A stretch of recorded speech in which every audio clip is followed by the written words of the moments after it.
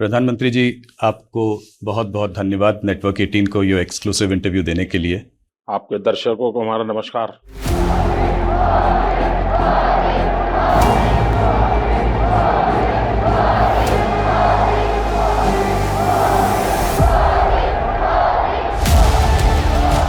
आपका प्रधानमंत्री, आपका प्रधान सेवक या आपका नरेंद्र मोदी कहीं पर भी हो, कुछ भी हो, लेकिन आखिर इंसान तो है। मोदी क्या कहता है? मोदी तो कहता है ये तो ट्रेलर है, मुझे तो और आगे जाना है। न खाऊंगा न खाने दूंगा, तो आगे है। जिसने खाया है वो निकालूंगा और जिसका खाया उसको खिलाऊंगा। करप्शन पर कार्रवाई, ये मेरा कमिटमेंट है।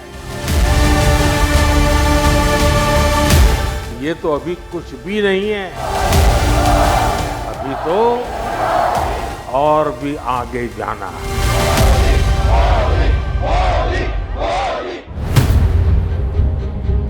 11 साल के कार्यकाल में पीएम मोदी ने न्यूज 18 के साथ 12 बार एक्सक्लूसिव संवाद किया। पीएम मोदी ने अपने सपनों को हमारे साथ साझा किया। देश की विकास की तस्वीर समय समय पर पेश करते रहे। राजनीति, समाज और राष्ट्रहित के मुद्दों पर अपने विचार साझा किए।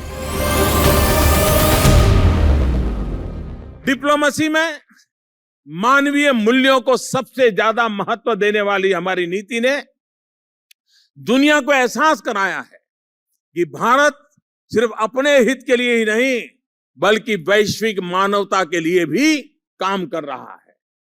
सबका साथ, सबका विकास का हमारा मंत्र देश की सीमाओं के दायरे में बंधा हुआ नहीं है। साल 2016 में पीएम मोदी को देश की बागडोर संभाले 2 साल से कुछ ही ज्यादा वक्त हुआ था और उन्होंने न्यूज 18 के जरिए देश को बताया कि किस तरह से दिल्ली में वो अपने पैर जमाने में कामयाब हो रहे हैं। प्रधानमंत्री जी, लोग कहते हैं कि लुटियंस दिल्ली को शायद आप रास नहीं आए। मेरा सवाल ये है कि क्या आपको दिल्ली रास आ गई? एक ऐसे लोगों का जमावड़ा दिल्ली के सत्ता के गलियारों में काम करता रहा है और ये लोग कुछ लोगों को समर्पित है। हो सकता है उनके निजी फायदों के लिए होंगे, निजी कारणों से होंगे, और सवाल मोदी का नहीं है। आप इतिहास की तरफ देखिए, सरदार वल्लभ भाई पटेल के साथ क्या हुआ? यही जमात सरदार को एक गांव का सामान्य बुद्धि क्षमता वाला व्यक्ति के रूप में ही पेश करता रहा। मुरारजी भाई के साथ क्या हुआ?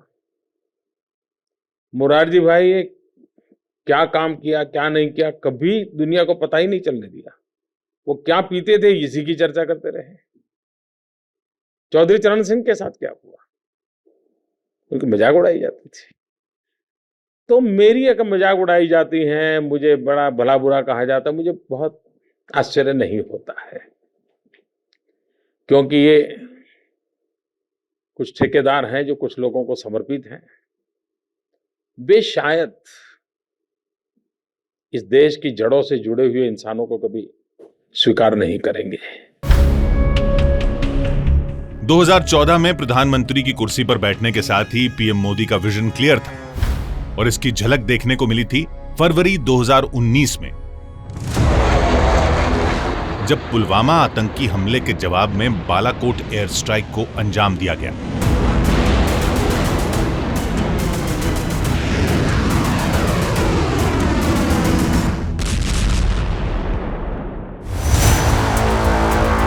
खास बात यह कि इस एयर स्ट्राइक से कुछ ही घंटे पहले पीएम मोदी न्यूज 18 के राइजिंग इंडिया समिट में आए थे, लेकिन उन्होंने एहसास नहीं होने दिया था कि कुछ घंटों बाद भारत इतना बड़ा एक्शन लेने जा रहा है।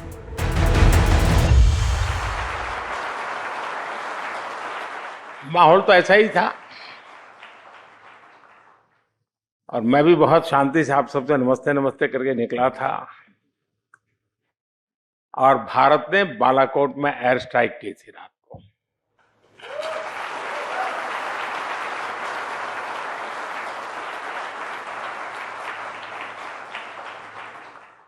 और वो एक दिन था और एक दिन आज है। और आपने देखा होगा कि आतंक के सरगना हो या विकास और शांति की चाहत रखने वाले देश हो, सबने राइजिंग भारत अनुभव किया है।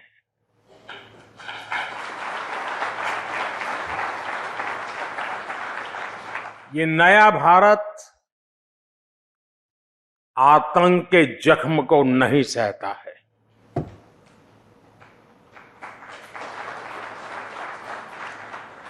बल्कि आतंक के जख्म देने वालों को पूरी ताकत से सबक भी सिखाता है।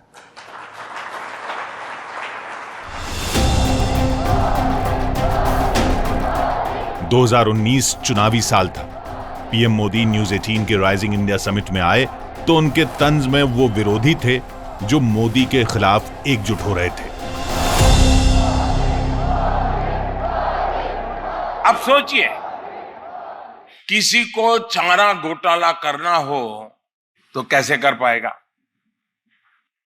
क्योंकि अब तो सीधे मोबाइल पर मैसेज आता है। कच्ची पक्की पर्ची का तो सारा इंतजाम ही मोदी ने खत्म कर दिया है। और इसलिए ही तो ये जो मुझ पे जुल्म हो रहा है ना, पानी पी पी करके ठोकते रहते दिन रात, उसका कारण क्या है? ये सबकी दुकानें बंद हो गई है जी। भाई और बहनों, जिस के लिए मैंने लूट के रास्ते बंद किए हैं, वो मुझसे आजकल इतना स्नेह दिखा रहे हैं कि पूछिए मत। शायद दिन में 100 बार मुझे याद करते हैं। एक मंच पर इकट्ठा होकर इतनी गालियां शायद ही किसी को दी गई हो। 2019 के चुनाव में पीएम मोदी की जाति की भी बात हुई, लेकिन न्यूज 18 पर प्रधानमंत्री ने जो बातें रखी उनमें फोकस साफ था, विरोधियों के सवालों के जवाब राष्ट्र निर्माण के साथ। जहां तक जाति का सवाल है, मैं गुजरात में इतने साल रहा, किसी को मेरी जाति का पता नहीं है, न मेरा जाति से कोई लेना देना रहा है। और मुझे लगता है कि अगर कोई कहे तो मेरी जाति गरीब की जाति, मैं हर गरीब की जाति का हूं, हर गरीब मेरी जाति का है। और मैं मन से मानता हूं कि आजादी के इतने सालों के बाद हमारे गरीब का ये हाल मुझे बड़ा पेन करता है, बड़ा दर्द करता है। और ऐसा नहीं कि हम नहीं कर सकते थे। 2019 में पीएम मोदी ने न्यूज 18 को 3 इंटरव्यू दिए और उन्होंने साफ कहा कि कांग्रेस की राजनीति शुरुआत से ही जमीनी नेताओं से परहेज करती रही है और वंशवाद को बढ़ावा देती रही है। मैं वंशवाद का सैद्धांतिक विरोध करता हूं। व्यक्तिगत मैंने कभी किसी पे हमला नहीं किया और इसलिए इस प्रकार से कोई सिंपैथी गेन करने के लिए मोदी हमारे साथ ये कर रहे हैं, मोदी हमारे साथ, मेरा कोई विरोध नहीं है। सैद्धांतिक विरोध है। वंशवाद भारत के लोकतंत्र के लिए खतरा है। 2019 में मोदी सरकार वापस आई। पीएम मोदी ने इसकी वजह बताई। साल 2024 में जब चुनाव होने वाले थे, उससे पहले वो एक बार फिर न्यूज 18 की राइजिंग इंडिया समिट में आए और उन्होंने राजनीतिक विरोधियों को आड़े हाथ लेने के साथ राष्ट्र निर्माण के अपने मंत्र को दोहराया। अलग अलग योजनाओं के करीब 10 करोड़ फर्जी लाभार्थी, वो लोग जिनका कभी जन्म नहीं हुआ था लेकिन कागजों पर वो जिंदा थे, योजनाओं के हकदार बन गए थे। हमने ऐसे 10 करोड़ फर्जी नाम हटाए हैं। आप हैरान हो जाएंगे, 4 करोड़ फर्जी राशन कार्ड, उसको हमने हटाया। आप कल्पना कीजिए ये कितना बड़ा घोटाला था, गरीबों का कितना बड़ा हक मारा जा रहा था। आज हमारी सरकार उसी गरीब को उसके खाते का पूरा राशन मुफ्त दे रहा है। आज वो गरीब जब मुझे आशीर्वाद देता है तो विपक्ष के मन में गालियां फूटती हैं। मोदी लगातार विपक्ष के निशाने पर रहते हैं। हर चुनाव में उन्हें घेरने की कोशिश होती है और हर बार पीएम मोदी ने यही कहा कि वो ऐसे सियासी हमलों का जवाब अपने काम से देंगे। इस चुनाव में लगातार आपको अपशब्द कहे जा रहे हैं। औरंगजेब कहा गया महाराष्ट्र के एक नेता ने, एक और विपक्षी नेता ने आपको तुगलक कहा, फिर उसके बाद तानाशाह कहा। क्या आपको बुरा लगता है, आपको गुस्सा आता है इससे? भाई देखिए, हम तो कामदार हैं, ये नामदार है और हम कामदार लोग जन्म से ही गालियां सुन करके बड़े हुए हैं, लोगों की लाते खाते बड़े हुए हैं और इसलिए इन चीजों को हम मन पर लेते नहीं है। हम एक प्रकार से गाली प्रूफ बन गए। आपको सच में तकलीफ नहीं होती? आप वाहिद ऐसे शख्स हैं पॉलिटिकली जिसको इतना कोसा गया है, और ये अतिशयोक्ति नहीं है जब मैं आपसे कह रही हूँ। मतलब आप किसी भी पर्सनालिटी को सोचिए तो उसको विपक्ष की तरफ से ऐसे नहीं कोसा गया जैसे आपको कोसा गया है। हमारे शास्त्रों में कहा है कि निंदक नियरे राखिए, और मैं ये साफ मानता हूं, अगर इतने आलोचक न होते, टीवी मीडिया का वो जमाने में थोड़ा कम था, लेकिन जो भी बैठे थे वो एक विचारधारा से प्रेरित लोग थे, वेस्टेड इंटरेस्ट ग्रुप से जुड़े हुए थे, तो उन्होंने सोचा कि इस आदमी को गालियां दे दे करके हम इस पूरे एक इंस्टीट्यूट को और पूरे एक विचार प्रवाह को ही तबाह कर देंगे। ये भूल गए कि उन्होंने ऐसा करके मुझे बहुत बड़ा बना दिया। 2024 के चुनाव में नरेंद्र मोदी पूरे कॉन्फिडेंट दिख रहे थे। उन्होंने न्यूज 18 से 2024 में 6 बार बात की और हर बार उन्होंने यही बात कही कि भारत के विकास की यात्रा का अभी तो ये ट्रेलर है। अगर आप 10 साल के कालखंड में इन्फ्लेशन को भी ले, जो महंगाई की इतनी चर्चा करते हैं ना, तो ये 10 साल सबसे कम इन्फ्लेशन वाला कालखंड रहा है। ये मैं इतना सारा जो कहता हूं और हकीकत के आधार पर कहता हूं, कठोर परिश्रम करने के बाद अचीव किया है जी। पूरी सरकार को मोबिलाइज किया है और लक्ष्य को पार करने के लिए जी जान से जुड़ गए हैं। उसके बावजूद भी मोदी क्या कहता है? मोदी तो कहता है, भाई ये तो ट्रेलर है, मुझे तो और आगे जाना है। तमाम आलोचनाओं के बीच भ्रष्टाचार पर मोदी सरकार का एक्शन जारी रहा।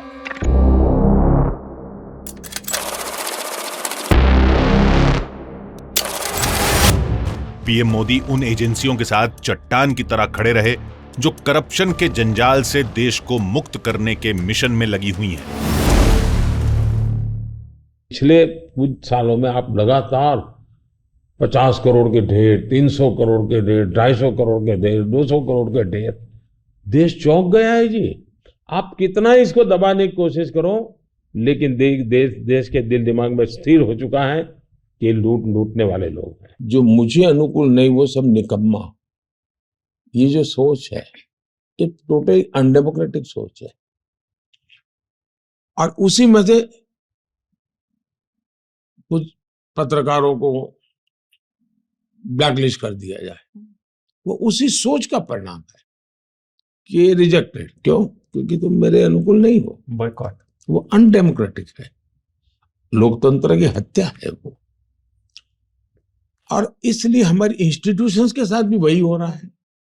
जैसे पत्रकार के साथ हो रहा है, तो मेरे अनुकूल नहीं तो निकम्मे। तो इंस्टीट्यूशन, तुम मेरे घर पे रेड मत करो, मैं तो चोरी करता रहूंगा, तो इंस्टीट्यूशन निकम्मी। ये जो लॉजिक चला है, मैं उसका उपाय क्या? उसका उपाय यही है कि हमने ऐसी शख्सियत और ऐसे शक्तियां, उसकी प्रतिष्ठा बढ़ा लीजिए। इनकी सामाजिक प्रतिष्ठा इतनी बढ़ाओ कि फिर कोई उसको हाथ नहीं लगा पाएगा। पीएम मोदी ने न्यूज 18 पर यह भी साफ कर दिया कि देश में नफरत पैदा करने वाली साजिशों को कभी कामयाब नहीं होने दिया जाएगा। 2014 के घोषणा पत्र में भी धर्म के आधार पर आरक्षण की बात कही है, जबकि हिंदुस्तान का संविधान जब बना तब तो कोई आरएसएस वाले, बीजेपी वाले संविधान सभा में नहीं थे। बाबा साहब आम्बेडकर जैसे लोग बैठे थे, पंडित नेहरू जैसे बैठे थे, सरदार वल्लभ भाई बैठे थे, देश के कई महापुरुष बैठे थे। उन सब ने लंबे चिंतन के बाद तय किया था कि भारत जैसे देश में धर्म के आधार पर आरक्षण नहीं दिया जा सकता। जम्मू कश्मीर में 70 साल तक भारत का संविधान नहीं लगा है। ये हमने आकर के भारत के संविधान, और वहां दलितों को पहली बार आरक्षण मिल रहा है जी। वाल्मीकि समाज वहां रहता है, वहां पहली बार आरक्षण मिल रहा है। ये सब क्या बातें करते हैं जी। और उनकी हिम्मत है क्या? वो प्रेस कॉन्फ्रेंस करके बोले कि हम 370 फिर से वापस लाएंगे। हिम्मत है तो कोई भी दल हिम्मत है तो आ जाए मैदान में। कश्मीर के साथ ही आजादी के दशकों बाद पूर्वी भारत के राज्य मुख्य धारा में जुड़े हैं। वजह है पीएम मोदी का पूरे भारत को एक साथ लेकर चलना। पूर्वी भारत का इमोशनल इंटीग्रेशन और डेमोग्राफिक डिविडेंड, उसे ध्यान में रखा जाता बहुत जरूरी है। और इसलिए हमारी सरकार act east and act fast for India east के मंत्र पर चल रही है। और जब मैं एक्ट ईस्ट कहता हूं तो उसका विस्तार सिर्फ उत्तर पूर्व के राज्यों तक सीमित नहीं है, बल्कि ये पूर्वी उत्तर प्रदेश, बिहार, पश्चिम बंगाल, उड़ीसा भी शामिल है। देश का यह वो हिस्सा रहा है जो विकास की दौड़ में पीछे रह गया था। हमारी सरकार ने इस असंतुलन को खत्म करने और अधूरी परियोजनाओं को, अटकी हुई परियोजनाओं को पूरा करने का काम शुरू किया। पीएम मोदी ने पश्चिम बंगाल पर खासतौर पर कई बयान दिए, जिनमें बंगाल और बंगाल के लोगों के लिए उनकी चिंता जाहिर होती दिखी। दुनिया पागल होकर के कोलकाता आना चाहती थी। ये महान विरासत है इस यहाँ के लोगों की टैलेंट, यहाँ के लोगों का सामर्थ्य, यहाँ की भूमि की ताकत, इतनी पैदावार भूमि है, यहाँ के मिनरल्स, यानी एक प्रकार से समृद्धि का भंडार है। लेकिन इन्वेस्टर्स भाग गए क्योंकि पहले लाल झंडे वालों ने बर्बाद करके रख दिया। छुट्टियां, हर दिन हड़ताल, इन्होंने आकर के उसी मॉडल को ले लिया और इन्होंने तो शुरुआत की, कोई इंडस्ट्री ना है इसकी लड़ाइयां लड़ी। आज एक तरफ आपने इंडस्ट्रियों को भगाया, अब इन्वेस्टर समिट कर रही हो तो किसी के गले नहीं उतरता है कि घर आई हुई इंडस्ट्री को आपने लात मार करके भगा दिया। अब आप इन्वेस्टर समिट का नाटक करोगी तो कौन आएगा? न्यूज 18 से 11 साल में 12 बार पीएम मोदी ने बात की और उससे पता चला कि पिछले 11 साल में उभरते और आगे बढ़ते भारत के लिए ऐसी बुनियाद तैयार हुई है जिससे भारत को 21वीं सदी की ताकत के रूप में स्थापित करने का भरोसा पैदा हुआ है। भारत दुनिया का चौथा ऐसा देश बना जिसने सैटेलाइट्स की डॉकिंग और अनडॉकिंग की क्षमता हासिल की। भारत ने सेमी क्रायोजेनिक इंजन का सफल परीक्षण करके दिखाया। भारत ने 100 गीगावाट सोलर कैपेसिटी का ऐतिहासिक पड़ाव पार कर लिया। भारत ने 1000 मिलियन टन कोयला उत्पादन का रिकॉर्ड बनाया। नेशनल क्रिटिकल मिनरल मिशन की शुरुआत हुई। पीएम मोदी का मिशन है 2047 तक विकसित भारत बनाना और वो इस यात्रा में न्यूज 18 के राइजिंग भारत समिट को एक मंच के तौर पर देखते हैं जहां भविष्य का रोड मैप तैयार होता है। नेटवर्क 18 ने इस समिट के माध्यम से देश के युवाओं की क्रिएटिविटी, उनकी सोच, उनकी संकल्प शक्ति को जिस तरह सामने रखा है, वह सराहनीय है। आपने युवाओं को एंगेज किया, उन्हें देश की समस्याओं पर सोचने, सुझाव देने और समाधान खोजने का मंच दिया। और सबसे बड़ी बात, उन्हें सिर्फ श्रोता नहीं, परिवर्तन का भागीदार बनाया। अब मैं देश की यूनिवर्सिटीज, कॉलेज और रिसर्च इंस्टीट्यूशन से आग्रह करता हूं कि समिट के एंगेजमेंट को आगे ले जाएं। जो इनसाइट निकले हैं, जो सुझाव आए हैं, उन्हें डॉक्यूमेंट करें, स्टडी करें और पॉलिसी तक पहुंचाए। तभी ये समिट सिर्फ एक इवेंट नहीं, एक प्रभाव बन पाएगी। ब्लूप्रिंट हमारे सामने है। 2047 का टारगेट तय है। अलग अलग मोर्चों पर हासिल क्या करना है, रणनीति भी तय है। पीएम मोदी ने इसी को राइजिंग भारत नाम दिया है। देश के लोगों में, देश को चलाने वाली व्यवस्थाओं में किस तरह का एक हौसला पैदा हुआ है, एक भरोसा आया है।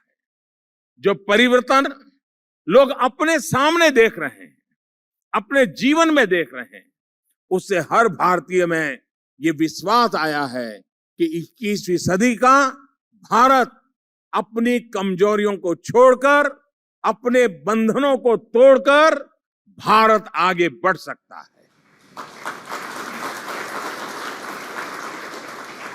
भाई और बहनों, यही वजह है कि आज पूरा विश्व भारत के इस उदय को राइजिंग इंडिया को मान दे रहा है, सम्मान दे रहा है।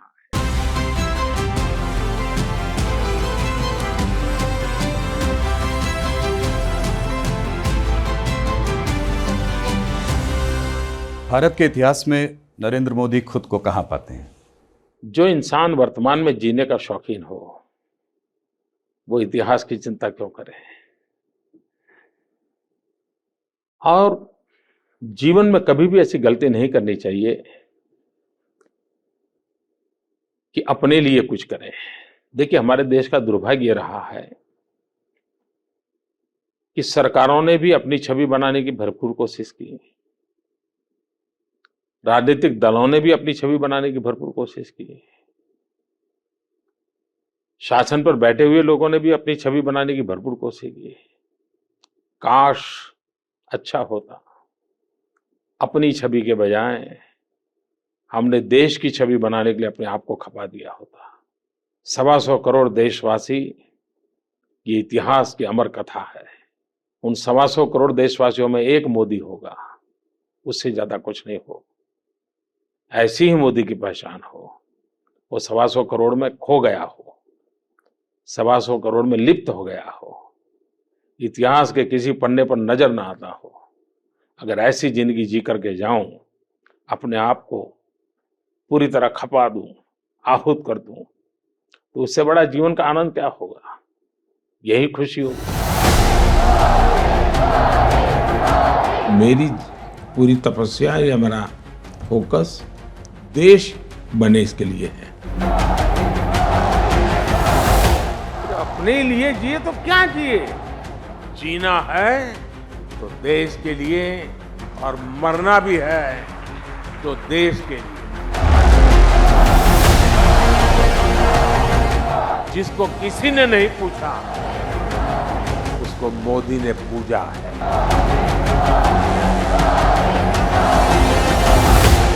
और ये मोदी की गारंटी है।